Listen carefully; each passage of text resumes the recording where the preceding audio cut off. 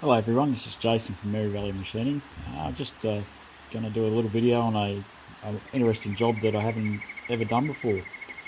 Um, what I've got here is a automatic powder measure, and it's used by people who reload ammunition. So this thing here, it'll have a hopper that sits on top here, and it's full of gunpowder. And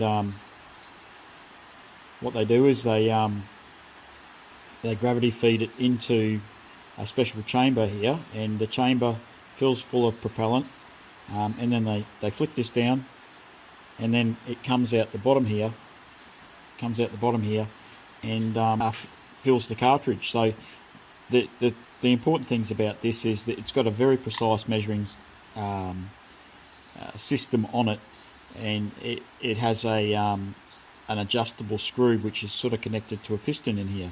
So you've got like a locking mechanism and a threaded rod, which is screwed into the barrel of the assembly. So what the job was is the customer wanted to use this to make to fill smaller amounts of powder in smaller cartridges, so that he could do. I believe it's for smaller type rifles or pistols or whatever. I'm not exactly sure about this, and I've never really seen or dealt with one of these before. So it is an interesting job for me. It did take me a long time to get my head around it, just exactly what he wanted. And at the time when he sat down with me, I was trying to, in my own head, I was trying to complicate it more than I think it needed to be. This thing, I thought I was going to have to buy little boring bars and do really nice finishes on the bore and stuff like that. But overnight, the guy went away, and I thought about it a bit more, and the I just believe that the accuracy that is needed for this job isn't that great. It still has to be good, but it's not as great as I thought it was going to be. But anyway, so the the way this thing works is, we went through that before, but I'll just take it apart now and I'll show you what I did. So this bit screws off the threaded part, the threaded piston rod type thing. I don't know what you call it, but that sounds about right. There's a little knurled nut there and a spring to hold tension on it so that it doesn't undo itself when you're reloading bullets. Ammunition, sorry. I know people are going to call me out on that, but I don't know what I'm doing, so fair enough. Anyway, so then you've got this nut on here that screws into this barrel part, so that comes out like that, and then that part can slide out like that. So then you're left with the main body of it, where the powder falls through and then comes out the other end, and then you've got this bit, and you've got this bit here.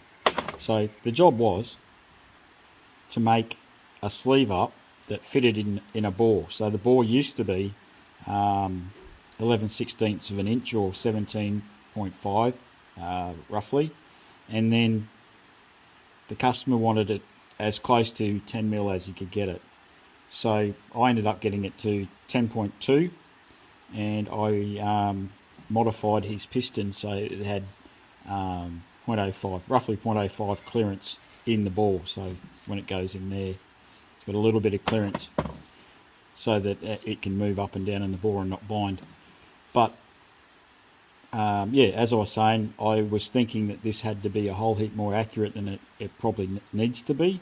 But because of that clearance in there, all I did was I just drilled it to 10mm, and then I had a little, much like this one here, I just had a bolt and I cut a slot in it and I polished it with emery until the finish was acceptable, and then I pushed the sleeve into the hole, so you can sort of see it at the back there. I pushed that sleeve into the hole and then set it back up in the lathe, holding on the bit that you can see that it hasn't been polished, and then machined it so that it was to the same radius as the rest of the part.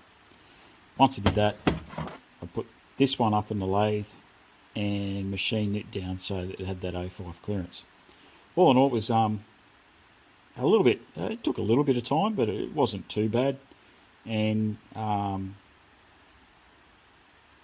think the end result is pretty good. So so thanks for listening. Hope you found it interesting, and we'll catch you on the next one. Thank you. Bye.